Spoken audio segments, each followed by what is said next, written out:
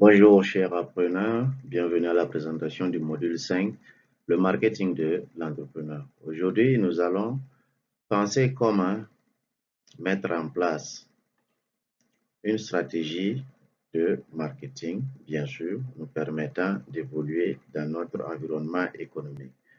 Objectivement, nous allons étayer sur les bases du marketing, développer une stratégie adaptée, identifier les outils indispensables pour la mise en place, bien sûr, de cette stratégie pour attirer, fidéliser les clients et mettre en œuvre une communication efficace qui est indispensable, bien sûr, à l'acquisition de clients et à leur rétention pour les fidéliser. En introduction, le marketing est essentiel pour attirer les clients et se différencier de son environnement économique et surpasser sa concurrence. Cela nous permettrait de générer des ventes et encore plus de ventes pour des clients fidélisés. Cela doit imprégner l'état d'esprit de toutes les parties prenantes impliquées dans cette entreprise. Pourquoi le marketing est-il important? Le marketing permet d'attirer des clients, de transformer l'intérêt en vente et de convertir les acheteurs occasionnels en clients fidèles et ambassadeurs. Pourquoi dit-on que cela permet d'attirer des clients? Nous devrions mettre en exergue la plus-value de nos offres. La plus-value de nos offres peut être l'usage exceptionnel, la résistance, la garantie, toutes ces formes de valeur ajoutée dans un produit devraient bien sûr nous permettre d'attirer, de transformer ces prospects, les gens qui vont regarder nos produits mais n'achètent pas, et transformer en clients. Bien sûr que ces clients peuvent être, cet aspect peut être amélioré en fidélisant les clients, c'est-à-dire en leur permettant d'obtenir une autre plus-value sous forme promotionnelle ou sous forme de reconnaissance en les fidélisant et qui les fidélisera et les transformera en des ambassadeurs de nos produits. Le marketing dans le cycle de vie de l'entreprise est une phase par laquelle le démarrage devrait permettre à l'entreprise de se faire connaître et de faire connaître ses produits. Il s'agit de faire connaître les produits en croissance et d'attirer plus de ventes. Au niveau de la maturité, l'entreprise devrait se concentrer à fidéliser et à diversifier ses offres afin de transformer ses clients en clients fidèles ou ambassadeurs. Tout cet aspect, tous ces paramètres, ces trois étapes nous permettront de surpasser nos concurrents et de devenir comme dans le jargon, numéro 1 de notre industrie. Comment élaborer une stratégie de marketing? Une stratégie marketing solide repose sur l'analyse du marché, SWOT, c'est-à-dire Strength, Weakness, Opportunity and Threat. Le S, c'est pour les forces. Le W, Weakness, c'est pour les faiblesses. Le O, Opportunities, qui est l'opportunité. Le T, Threat, qui est menace, devrait être analysé en fonction de notre offre. Quelles sont nos forces, quelles sont nos faiblesses, quelles sont nos opportunités et quelles sont les menaces potentielles dans notre environnement économique, bien sûr. Après cela, nous devrions arriver à segmenter notre marché à travers le test qu'on a eu à faire au préalable dans le MVP, le produit minimal viable qu'on a mis sur le marché et testé. Alors, nous devrions utiliser maintenant des outils et des techniques pour la mise en place de ce marketing. Le marketing digital, par exemple,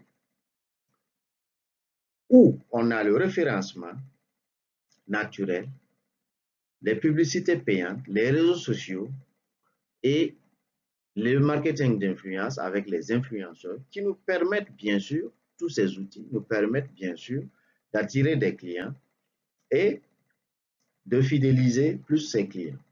Pour plus d'amples connaissances, vous pouvez faire plus de lectures concernant ces différents outils pour comprendre lequel puisse s'adapter à votre offre.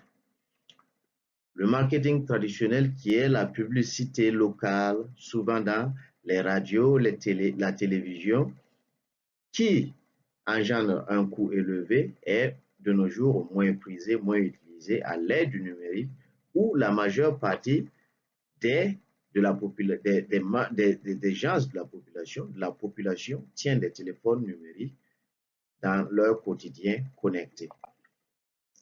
Gestion de la relation clientèle. Bien sûr, une chose est d'acquérir les clients, bien sûr, une chose est de les fidéliser, mais comment gère-t-on, bien sûr, cette relation, puisque entre l'entreprise et ses clients, il y a toujours une relation. Nous devions utiliser un logiciel ou un outil de gestion de cette clientèle, bien sûr, pour centraliser leurs informations et leur comportement envers le produit. Si ce sont des consommateurs récurrents, des consommateurs fidèles, des consommateurs ponctuels, quels sont leurs besoins insatisfaits, comment pouvons-nous augmenter la satisfaction, ainsi de suite. Nous devons être capables à travers, par exemple, cette gestion, de personnaliser nos offres afin de transformer ces clients en ambassadeurs qui feront le bouche à oreille et accroître notre marché. Le marketing émotionnel ou storyline racontant une histoire. Le storyline crée une connexion émotionnelle avec les clients en partageant l'histoire de l'entreprise et les défis surmontés, ce qui est souvent difficile à développer, mais plus essentiel pour la mise en place de cet état d'aspect émotionnel qui puisse, bien sûr, faire ressentir quelque chose à une population pour faire des achats répétés ou faire un achat de votre produit et vous générer un revenu. Mesurer et ajuster la stratégie du marketing. Une chose est de créer, une chose est d'implémenter et l'autre est bien sûr de mesurer et ajuster la stratégie parce qu'elle peut ne pas convenir à, bien sûr, nos objectifs, à nos attentes. Si nous lançons, par exemple, une stratégie marketing, une campagne marketing qui devrait nous permettre de générer 25% plus de ventes et nous générons 20% de ventes, cela veut dire que nous devrions recadrer cette stratégie afin d'atteindre nos objectifs. Cela se fait à travers les indicateurs de performance qui sont à tout moment disponibles à travers la vente de nos produits ou à travers une plateforme si nous performons notre marketing en ligne dans le digital. En conclusion, une stratégie marketing bien élaborée est essentielle pour différencier l'entreprise, attirer les clients, fidéliser et assurer un succès du projet entrepreneurial.